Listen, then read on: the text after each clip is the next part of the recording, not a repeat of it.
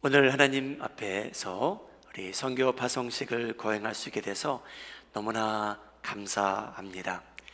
지난 2년 반 동안 팬데믹으로 인해 해외 선교가 잠시 중단된 상태임에도 불구하고 성도님들께서는 선교지를 위해서, 선교사님들을 위해서 기도해 오셨고, 또 물질적으로 큰 후원을 지금까지 해 오셨습니다.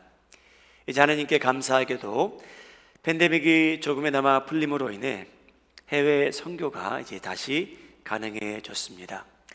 하나님께 영광의 박수 올려드립니다. 사랑하는 여러분, 저희가 마음이 한인 장로교회라는 교회 한 지체로 살아갑니다. 여기에 있는 모든 우리 성도님들, 마음이 한인 장로교회가 존재하는 한 이 교회 성도님들은 이 교회가 많은 선교지와 선교사님들을 돕는 동역자가 이 교회 안에서 많이 탄생하고 배출되기를 예수님의 이름으로 축복합니다. 우리 마음이 하는 장로교회, 선교사님을 돕는 교회로 존재했으면 합니다. 여러분, 저희가 알고 모르게 각 나라에 계신 선교사님들은, 그 지역을 섬기는 교육자님들은 여러분 동역자들을 필요로 합니다. 선교 사역은 어떤 능력이 충만한 선교사님께서 혼자 하는 일이 아닙니다. 물론 하나님께서 많은 사람들에게 다양한 은사를 주셨기에 어떤 분은 선교지에 나가 개척하시는 선교사님도 계시고, 그가 가서 사역을 할 수 있도록 그를 후원하는 사람들도 있습니다. 사람들이 협력해서 하나님의 일을 할 때에 하나님의 나라가 확장되고 영혼들이 구원받는 역사가 지속적으로 일어나리라 믿습니다. 바울이란 사람, 저희가 바울의 글을 많이 읽게 되는데요, 성경을 보게 되면 신약의 많은 부분이 이 바울이란 사람이 쓴 편지를 기록한 내용인데, 이 사람은 얼마나 능력이 많았기에 그 많은 교회를 개척하게 되었고, 얼마나 능력이 충만했기에 그 많은 선교 여행을 떠났을까요? 여러분, 저희가 잘못 생각하면 이 바울이 선교 사역을 혼자 했을 것이라는 착각을 합니다. 그런데 바울은 복음을 전하는데 교회를 개척하는데 혼자 그 일을 다 한 사람이 아닙니다. 여러분, 예수님의 사역도 그의 사역을 돕는 사람들이 주변에 여러 명이 있었습니다. 그런 것처럼 사도 바울의 사역도 여러 사람이 도왔고 여러 교회가 함께 기도했습니다. 이제 교회가 성장하기 시작하는 이 무렵에 사도 바울이 선교를 떠나게 되는데, 하나님께서 바울을 위해서 누구를 붙여주셨을까? 그 내용이 오늘 본문 말씀에 등장합니다. 사도행전 16장을 보게 되면 하나님께서 어떤 사람을 붙여주시는데 그 사람이 누구였는가 하면, 오늘 본문 말씀을 보게 되면 이 사람이 바로 디모데라는 사람이라는 것을 저희가 알게 됩니다. 나중에 바울이 이렇게 편지를 쓰게 되는데 그 내용이 빌립보서 2장 22절에 나옵니다. 디모데의 연단을 너희가 아나니 자식이 아버지에게 함같이 나와 함께 복음을 위하여 수고하였느니라. 여러분, 바울이 혼자 복음을 전한 게 아니고요, 이 디모데 같은 사람과 하나님께서 붙여주신 동역자들이 있었기에 그들과 함께 복음을 위하여 수고하였답니다. 사랑하는 여러분, 오늘 저희는 우리 선교사님들을 보냅니다. 더 정확히 표현하자면 선교사님들이 현장에 나가 계신데 선교사님들을 도우실 동역자들을 저희가 보내게 됩니다. 우리 마음에 하는 장로의 성도님들, 이 교회가 역사가 길어지면 길어질수록 우리 마음이 하는 장로교회는 선교사님들을 돕는 동역자들을 더 많이 보내는 그러한 역사가 미래에 기록되기를 예수님의 이름으로 축복합니다. 목사님, 저는 좋은 동역자가 되기를 원합니다 라고 하시는 분들은 한번 3초 한번 생각해 보시고 그 후에 아멘 해 보시기 바랍니다. 목사님, 저는 하나님의 선교사님의 동역자가 되기 원합니다. 1, 2, 3. 아멘. 아멘 하셨습니다. 어떻게 하면 우리가 선한 하나님께서 기뻐하시는 동역자가 될 수 있을까요? 오늘 본문을 통해서 그 답을 발견했으면 합니다. 가장 먼저 사랑하는 여러분, 현장에 나가 계신 선교사님에게 도움이 되고자 한다면 여러분, 지금 여러분들이 있는 그 자리에서 충실히 살아가시기를 바랍니다. 사랑하는 여러분, 교회마다 조금씩은 다르겠죠. 설교자들마다 조금씩은 다르겠지만 우리 마음이 하는 장로교회에 한동안 신앙생활 하시다 보면 이 강단에서 강조되는 내용이 몇 가지가 있습니다. 그건 뭐냐면 순서를 제대로 잡고 신앙생활하자는 겁니다. 그래서 먼저 사랑하는 여러분, 여러분들이 교회에서 충실히 사역하는 것보다는 사랑하는 여러분, 여러분들이 가정에서 충실하시기를 예수님의 이름으로 소원합니다. 만일 순서를 두자면 여러분 가정에서 충실하시고요, 순서를 두자면 여러분 직장에서 충실하시기 바랍니다. 그리고 나서 여러분 저희가 함께 주일 예배를 드리고 가정교회에서 만나게 되는데 순서를 두자면 여러분 제일 나중에 충실해도 되는 곳이 교회입니다. 사랑하는 여러분, 이 말씀을 하나님께서 들으시고 서운해 하시리라고는 저는 생각하지 않습니다. 여러분, 저희가 가정에서 직장에서 세상에서 충실하지 않는데 하나님께서 그런 사람들을 보내시는 것을 기뻐하실까 생각해 봐야 됩니다. 여러분, 바울은요 누구를 데려갔으면 합니다.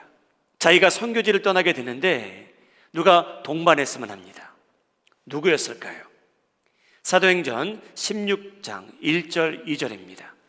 함께 화면을 보시고 읽겠습니다. 시작. 바울이 더베와 루스드라에도 이름에 거기 디모데라는 제자가 있으니 그 어머니는 믿는 유대 여자요 아버지는 헬라인이라. 디모데는 루스드라와 이고니온에 있는 형제들에게 칭찬받는 자니. 사랑하는 여러분, 교회에 오시기 전에 사람들이 여러분들을 볼 때 저분은 칭찬받을 만한 사람이다 라고 칭찬받을 만큼 여러분 삶 현장에서 충실히 살아가시기를 예수님의 이름으로 축복합니다. 여러분, 디모데는요 바울 사도와 함께 스팟라이트를 원해서 사역에 동참한 사람이 아닙니다. 보냄을 받는 선교사님들의 동역자님들도 스팟라이트를 받기 위해서 보냄 받는 거 아니잖아요. 왜 자비량으로 가십니까? 그 많은 돈을 자신이 들여서 왜 가십니까? 여러분, 스팟라이트를 받기 위해서가 아닙니다. 여러분, 디모데는요 다른 사람들이 볼 때 칭찬하고 싶은 사람이었어요. 저 사람은 착하다, 저 사람은 가정에서 본이 되더라, 저 사람은 남들에게 덕을 끼치며 살더라. 사랑하는 여러분, 장로님들이 모여서 바울이 있는데 누구를 같이 보내면 좋을까? 그 주변에 사람들이 없어서 디모데를 보낸 게 아니었고요, 장로님들이 보실 때 하나님께서 기뻐하는 자를 보내자는 겁니다. 누굽니까? 칭찬받는 사람이래요. 우리 마음에 하는 장로의 성도님들은요 가정에서 여러분들의 자녀가, 여러분들의 배우자가, 어머님, 아버님께서 여러분들을 보시고 칭찬받는 성도님들 되시기를 예수님의 이름으로 축복합니다. 여러분, 교회에 와서 칭찬받는 것보다 집에서 먼저 칭찬받으시기 바랍니다.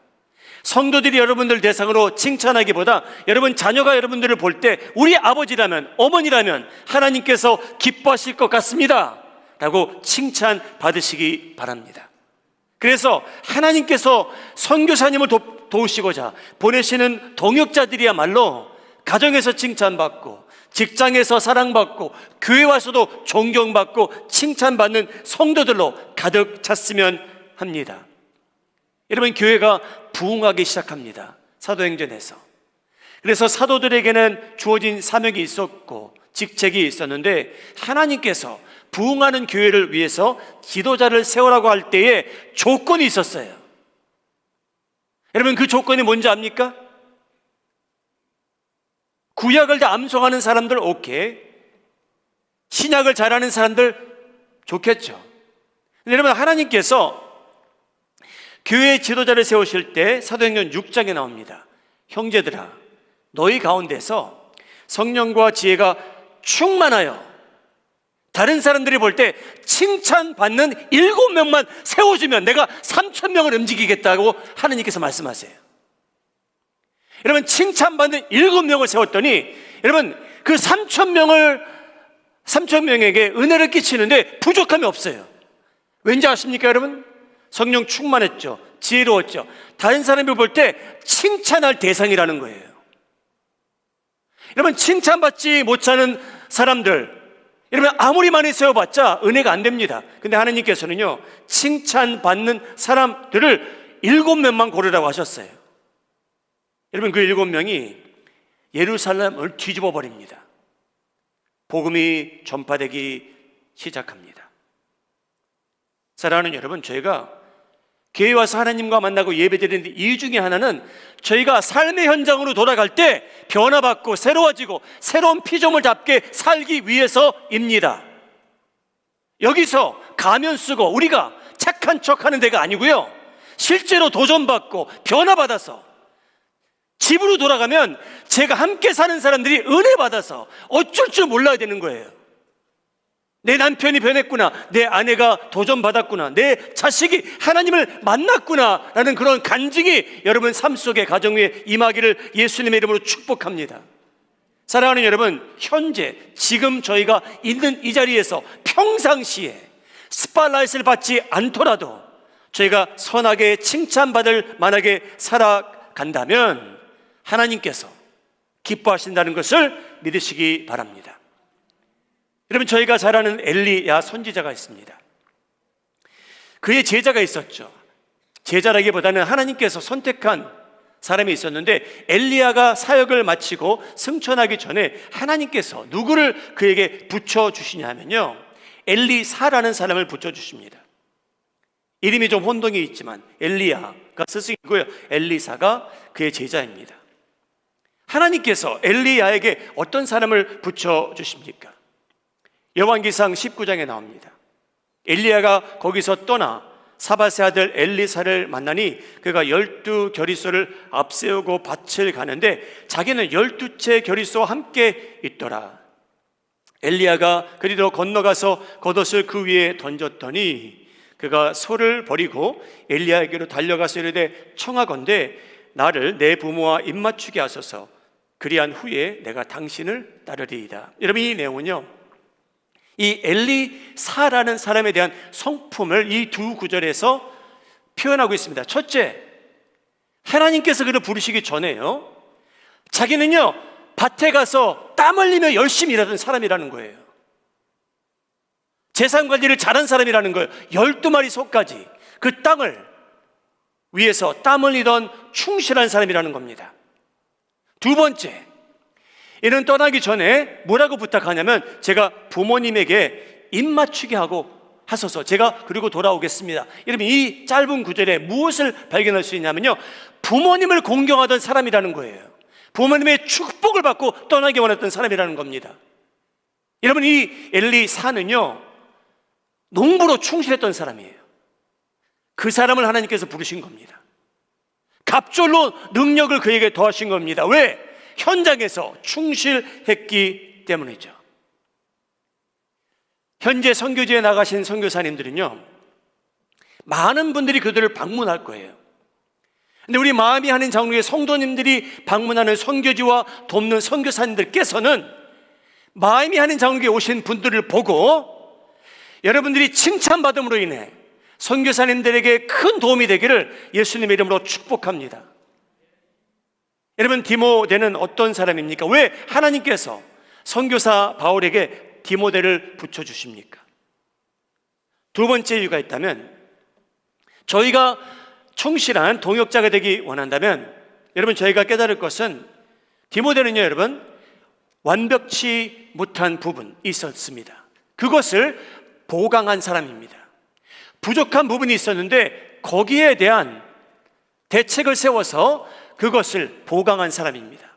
사랑하는 여러분, 저희는요, 부족한 부분이 다 있습니다. 모자른 부분도 있고요. 동의하시면 한번 아멘 하시기 바랍니다. 아멘입니다. 모든 사람이 다 그렇죠. 자, 장로님들과 바울이 생각해 봅니다. 우리가 디모데를 보내면 문제가 있다는 거예요. 그 문제가 뭐냐면, 디모데의 아버지는요, 헬라인이래요. 어머니는 유대인이에요. 그래서 태어났는데 할례를 안 받은 거예요. 그런데 바울이라는 선교사님께서는 이방인들을 대상으로 복음도 전했고 유대인들을 대상으로 복음을 전하는데, 유대인들이 바울이 함께한 디모데가 헬라인이어서 할례를 안 받으면 대화가 안 된다는 겁니다, 여러분. 그래서 디모데에게 너는 할례를 받으라고 합니다. 사도행전 16장 3절, 바울이 그를 데리고 떠나고자 할새 그 지역에 있는 유대인들로 말미암아 그를 데려다가 할례를 행하니 이는 그 사람들이 그의 아버지는 헬라인인 줄 다 알미더라. 여러분, 디모데는 자기 스승 바울이 디모데야, 네가 한 가지 부족한 게 있는데 너 할례를 받아야 될 것 같다. 그래야 내가 유대인들에게 복음을 전하는데 걸림돌이 되지 않을 거란다. 아니, 바울 선생님, 제가 왜 할례를 받습니까? 왜 그 아픔을 제가 당합니까? 여러분, 디모데는 장로님들과 바울이 제안한 그대로 순종합니다. 그가 할례를 받고 같이 떠나게 됩니다. 사랑하는 여러분, 저희도 저희 인격의 인품의 성격에 부족한 부분이 얼마나 많이 있습니까? 여러분, 저희가 거기에 대해서 보강하고 살아갈 때에 하나님께서 부르실 때에 제가 아멘 할 수 있고, 여러분들을 통해 선교지에서나 마임에서나 여러분 삶 속의 가정에서나 성령의 아름다운 열매가 맺히리라 믿습니다. 우리 선교사님들 가실 때에 이러한 아름다운 열매가 선교지에서 맺히기를 바랍니다. 갈라디아서 5장 22절, 성령의 아름다운 열매인데 함께 읽도록 하죠. 오직 성령의 열매는 사랑과 희락과 화평과 오래 참음과 자비와 양선과 충성과 온유와 절제니라. 이런 아름다운 열매가 우리 코스타리카, 과테말라, 페루, 큐바에서 많이 맺히기를 바랍니다. 여러분, 세 번째로 동역자로 살아가기 원하는 저희들입니다. 여러분, 어떻게 준비하면 될까요? 여러분, 세 번째로 잠시 사도행전 말씀을 떠나서 디모데에 대한 말씀을 제가 읽겠습니다. 디모데는 어떤 선교사님의 동역자였는가? 디모데 전서 5장 23절, 이제부터는 바울이 디모데에게 쓴 편지 이렇게 말합니다. 디모데야, 이제부터는 물만 마시지 말고 내 위장과 자주 나는 병을 위하여는 포도주를 조금씩 쓰라, 마시라는 말이죠. 하나님께서 바울을 위해서 동역자를 붙여주시는데 어떤 사람을 붙여주셨냐면요, 건강하고 능력이 충만하고 그런 사람 안 붙여주셨고요. 여러분, 디모데는요 어떤 사람이었냐면요, 위장이 안 좋았고요, 자주 병 걸린 사람이었습니다. 여러분, 놀랍지 않습니까? 하나님 그 많은 성도들 중에 아니 하필이면 하나님께서 병도 자주 들고 소화가 잘 안 되고 왜 그런 사람을 바울에게 붙여줍니까? 여러분, 이유가 있습니다. 여러분, 하나님께서는요 여러분의 능력과 상관없이 사역하시는 분이세요. 하나님은요 어떤 능력 있는 자를 찾는 분이 아니세요. 하나님께서는요 건강한 사람만 찾는 분이 아니에요. 말주변이 좋은 사람만 찾는 분을 통해서 이스라엘을 출애굽시키는 분이 아닙니다. 여러분, 하나님께서는요 이스라엘 백성을 출애굽시키는데 말주변이 하나도 없는 사람을 선택하세요. 넣으면 된다.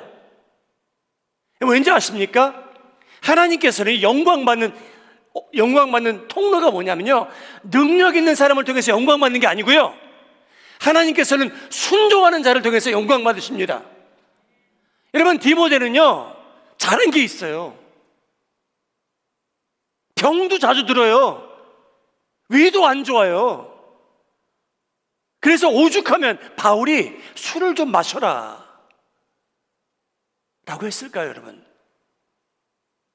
여러분, 디모데는요 세상적으로 신체적으로 볼 때 여러분 선교지에 나가면 방해만 될 요소를 갖춘 사람이에요. 그런데 하나님께서 왜 이를 보내셨는가? 디모데는 순종할 줄 알았습니다. 할렐루야. 하나님께서는요 능력 있는 사람 사용하시는 분 아니에요. IQ 높은 사람, 많이 가진 사람, 그게 아니고요, 하나님께서 기뻐하시는 자들은요 부족하지만 하나님께서 나를 부르신다면 아멘하고 따르겠습니다. 그 사람을 통해서 영광 받으십니다. 여러분, 디모데가 바로 그런 사람이었어요. 여러분, 디모데 같은 사람 여러분 동역자 되기 원합니까? 자주 아파요. 병들어요. 근데 여러분, 디모데는요 바울과 함께 복음을 전하고 교회를 개척하고 교회를 담임하게 됩니다. 왜? 순종할 줄 알았기 때문이에요. 자기는 부족하지만, 자기는 병들지만 내게 주어진 이 생명을 가지고 나는 하나님을 섬기겠노라.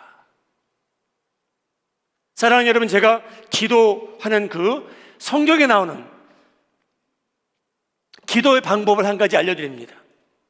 하나님, 저는 선교지에 나가고 싶어요. 저는 3일이라도 가서 선교사님을 위해서 그냥 식사 대접이라도 한번 해보고 싶습니다. 근데 제가 병에 자주 걸립니다. 제가 몸이 연약합니다. 여러분, 그렇다면 하나님께 조르시기 바랍니다. 하나님께, 하나님 저 아픈 거 아시잖아요, 하나님. 근데 하나님, 제가 3박 4일만은 제가 선교지에 가서 하나님의 은혜를 입고 그 사역에 동참할 수 있도록 저 도와주십시오. 여러분, 기도하세요.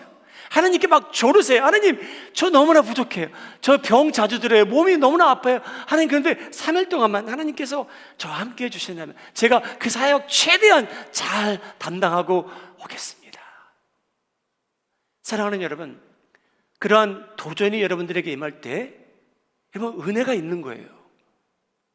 여러분, 신앙생활하는 게 그런 데서 흥분되는 거예요. 하나님께서 나와 함께 하신다는 것. 내가 부족하지만 하나님께서 충분히 내가 순종만 할 수 있다면 영광 받으실 수 있구나. 여러분, 그러한 깨달음이 저희들에게 임하기 시작합니다. 여러분, 바울은 인간적으로 볼 때 너무 불쌍해요.